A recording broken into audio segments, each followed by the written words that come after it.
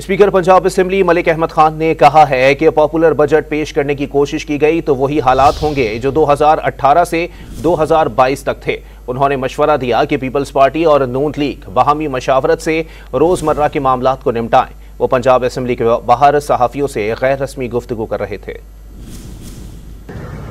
This budget और coming budgets आज के वक्त में, आने वाले वक्त में हमें डिसिप्लिन इम्पोज करना है, बाय ऑल मीन्स करना है। अगर आप वोटर से भी बजट्स देते रहेंगे, आप ऐसा करते रहेंगे कि आप इलेक्टोरेट के उसके लिए आप करें कि किसमें आपकी पॉपुलिज्म है, तो फिर वही हालात होंगे जो 2018 से लेके 2021 के आखिर तक जो सूरत हाल पैदा हुई वैसा होता रहेगा। ये क्योंकि इत्तेहादी हुकूमत है और मेरी राय होगी अपनी पार्टी को भी और मेरी राय होगी पीपल्स पार्टी को भी, दोनों को मैं ये सलाह दूंगा कि बाहमी मशावरत के साथ, गुफ्त व शनीद के साथ असूली बातों को जैसे तय किया गया था इसी तरह से डे टू डे अरेंजमेंट्स को भी तय करके चलें।